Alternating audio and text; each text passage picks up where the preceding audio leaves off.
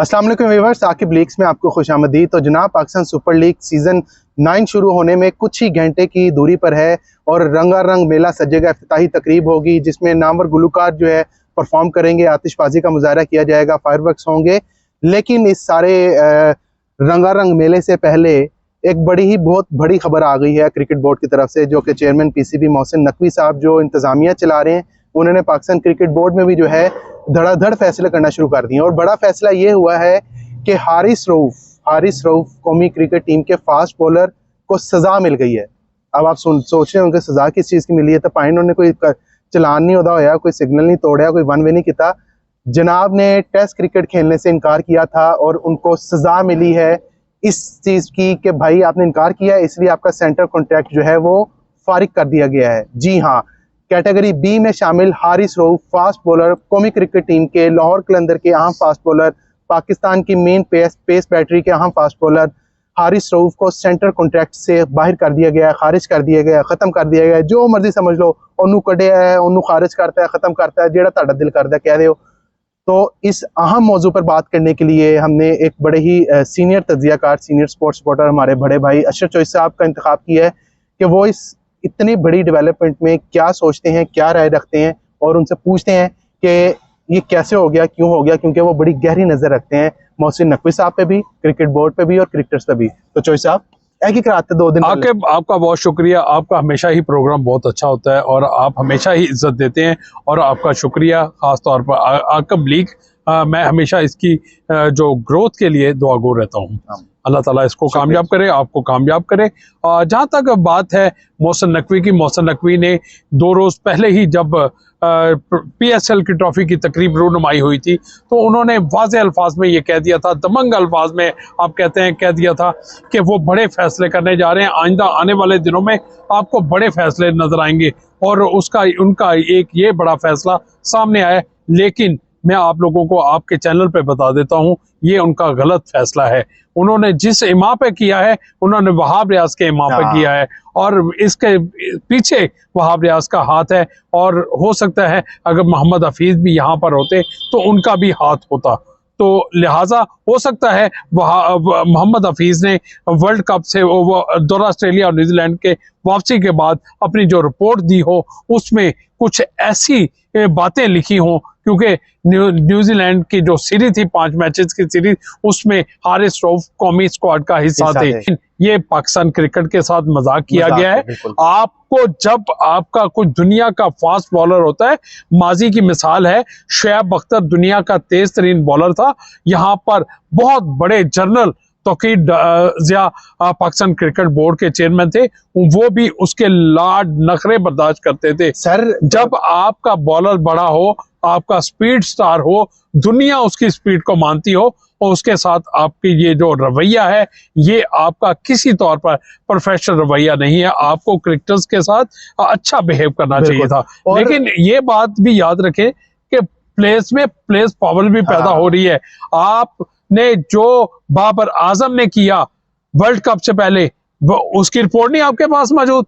फिर बाबर आजम के खिलाफ आपने क्यों नहीं एक्शन लिया, जिसने सेंटर कॉन्ट्रैक्ट अपनी मर्जी से प्लेयर्स का बनवाया और पाकिस्तान क्रिकेट बोर्ड को ब्लैकमेल किया, उसके खिलाफ तो पीसीबी ने एक्शन नहीं लिया। बिल्कुल, आके बहुत सारी चीजें हैं। आप एक उंगली दूसरी की तरफ उठाते हैं, 3 उंगलियां आपकी तरफ होती हैं। तो लिहाजा आपने उन चीजों पे भी नजर रखना है। आपने अगर हारिस कितने टेस्ट खेला था, मुझे ये बात का जवाब, अच्छा, मजे की बात खेला है, मजे की और बात, आप उसमें बिना पर आप उसको ऑस्ट्रेलिया में लेके जाना चाहते हैं। मजे की बात ये है कि जिसने ये फैसला करवाया है, वो खुद इस तरह के सेम सिचुएशन का शिकार रहा है। हमने, आपको भी पता है, हमें भी पता है, मोहम्मद आमिर ने, उस वहाब ने क्रिकेट छोड़ दी थी। वकार यूनुस ने एक रिपोर्ट बकायदा लिखी थी, हमें जरूरत थी इन लड़कों की, लेकिन उन्होंने रेड बॉल को छोड़ दिया। जो खुद इस तरह की सिचुएशन से गुजरा हो, या वहाब रियाज तो आज बशीरे खेल है। ये वो वहाब रियाज है जिसको मैं अपने खुद आंखों से पास खड़े देखता रहा कि वो वकार यूनुस इसको नया बॉल ला के देता था, बॉल डब्बे में से निकाल कर कि आपने नई बॉल करनी है, तो ये रन अप पे जाता था, वहां पे वो फेंक के वहां से जो इस्तेमाल शुदा यूज बॉल लेके वो करता था।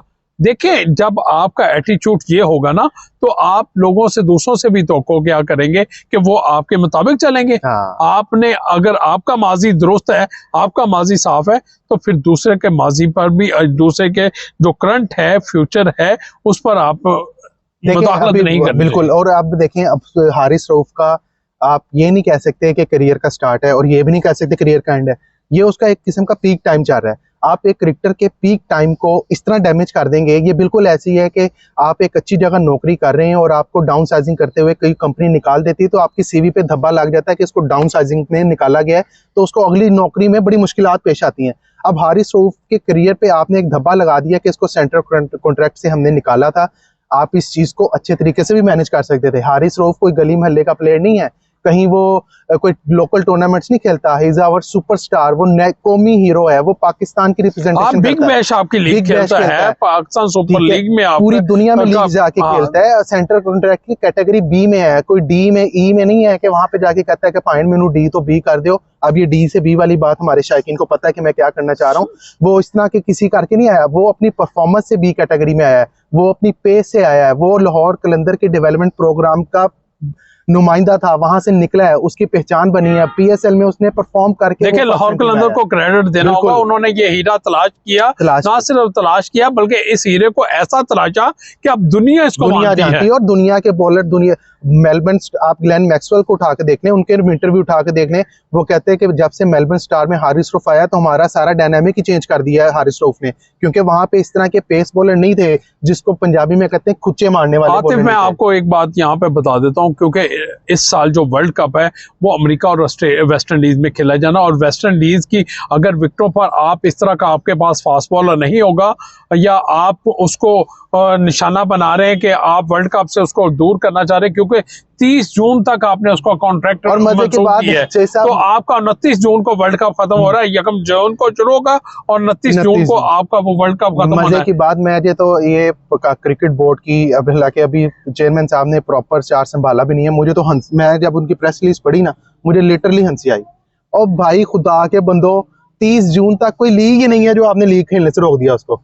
यानी कि आपने सिर्फ उसको, मकसद आपका था उसको गंदा करना, जिसमें आप कामयाब हो गए। लेकिन ये कुदरत का कानून है, जब आप कीचड़ पे पाँव रखते हैं तो उसका जो छालांग, उसकी जो कतरे होते हैं वो आपके कपड़ों पे पड़ते हैं। तो 30 जून तक तो आपकी कोई लीग ही नहीं है, और आप अपने प्रेस रिलीज में लिख लेंगे 30 जून तक कोई लीग नहीं खेलेंगे। मुझे ये मोहसिन नकवी साहब, हम बड़ी अच्छी, या माजी के जो चेयरमैन है वो यू टर्न लेते रहे हैं, बिल्कुल, तो मुझे नहीं, मैं लगता है कि ये मजबूर हो जाएंगे उसको खिलाने पे, उसका कॉन्ट्रैक्ट रिन्यू करवाने पे। करूंगा इनसे इल्तिजा है मोहसिन साहब से कि मोहसिन साहब जरा आपके जब प्रेस कॉन्फ्रेंस करते हैं, जो आपके पीछे खड़े होते हैं ना हजरात, उनकी परफॉर्मेंस भी देखें। वहाब रियाज साहब ने न्यूजीलैंड के टूर में 5 ओपनर भेज दिए थे।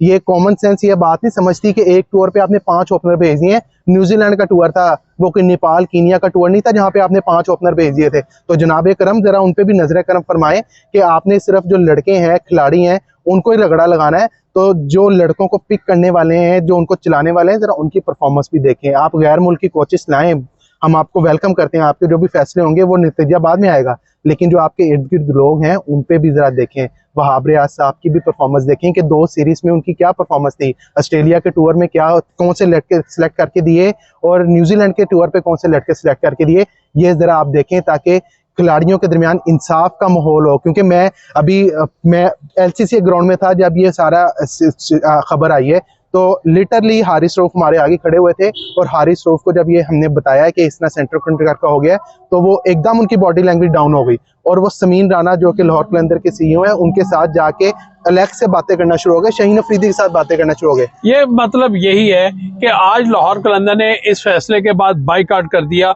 और मीडिया से अपने प्लेयर्स की टॉक नहीं करवाई। आप तो यही कहना चाह रहे हैं। अब्दुल्ला शफीक टॉक करने आ रहे थे, उन्होंने टॉक नहीं करवाई। तो ये पहले ही एक फ्रेंचाइज हमारी नाराज है, पेशावर ज़ल्मी, ये याद रखिएगा। अगर पाकिस्तान सुपर लीग बड़ी मुश्किल से हमारी लीग बनी है, इसको जाया होने से बचाइएगा। इस पे धब्बा इसमें बहुत बड़ा किरदार पेशावर ज़ल्मी का है, उसके ओनर्स का है, इसी तरह लाहौर कलंदर्स के ओनर का है, सारी टीमों का, और इसी तरह कराची का है। ये बहुत सारी चीजें हैं जो अभी सोचने की हैं पीसीबी को। चल बहरहाल अब दुआ करते हैं कि क्रिकेट के मामलात बेहतरी की तरफ ही जाएं, हमारे क्रिकेटर्स जो हैं वो अच्छा खेलें, क्योंकि अब दुआ पे आमीन कहना हमारा जरूरी बनता है। तो इसी बात दुआ के साथ जो है आज के वीलॉग से आपसे इजाजत चाहता हूँ। उम्मीद करता हूँ आपको आज की वीडियो पसंद आई होगी, चैनल को सब्सक्राइब कर लीजिएगा, अपनी राय का इज़हार कमेंट सेक्शन में लाजमी कीजिएगा। Thank you.